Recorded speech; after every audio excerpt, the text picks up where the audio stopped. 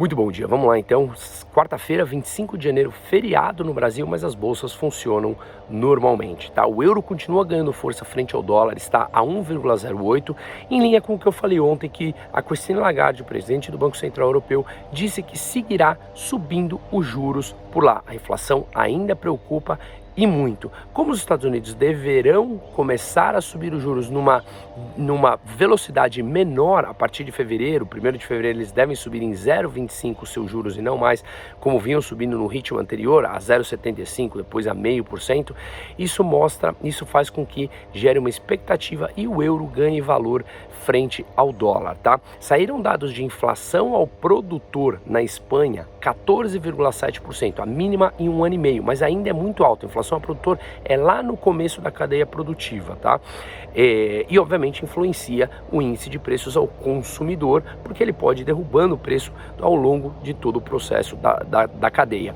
No Reino Unido, 14,7% também a leitura de índice de inflação ao produtor, mínimo em 9 meses. Então ainda é muito alta, mas sim já mostrando sinais de que deve ter feito o topo. Veja, na Espanha, que eu falei 14,7%, que é a mínima em um ano e meio, na leitura do mês anterior tinha vindo acima de 20%. Então é uma queda já bastante expressiva, tá? Bom, nos Estados Unidos a Microsoft divulgou lucro de 16,4 bilhões no último trimestre de 2022, mas ela mostrou um guidance negativo, ou seja, ela mostrou as perspectivas negativas para os seus próximos números. Com isso, o mercado vem sentindo, e hoje, com commodities em baixa e índices futuros dos Estados Unidos e Europa caindo levemente, a gente deve ter um dia também aqui no Brasil mais de cautela, tá?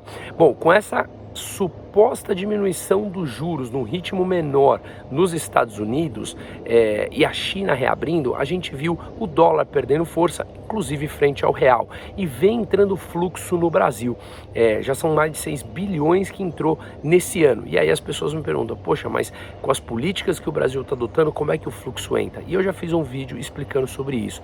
Fluxo de entrada hoje de estrangeiro é muito simples, ele entra e sai de um dia para o outro assim, de forma muito rápida. O que a gente tem que sempre se importar é o capital produtivo que chega para realmente gerar emprego, gerar renda, mudar a infraestrutura, como a gente falou ao longo dos últimos tempos, tá? Mas de qualquer maneira, ontem a Bolsa Brasileira subiu e o real ganhou valor também frente ao dólar, assim como no restante do mundo que o dólar perdeu valor frente às outras moedas, tá? Bom, a Petrobras anunciou que vai subir em 7,5% os preços da venda da gasolina para as distribuidoras a partir de quarta-feira hoje. E mais decisões do Rio de Janeiro que geram mais inseguranças jurídicas, como a gente já está extremamente acostumado no Brasil. Decisões judiciais de ontem liberaram recursos que haviam sido bloqueados das Americanas nos caixas dos bancos. Por exemplo, do BTG, que tinha conseguido na justiça reter 1,2 bilhão de reais. Agora a Justiça do Rio de Janeiro reverte essa decisão e libera esse recurso.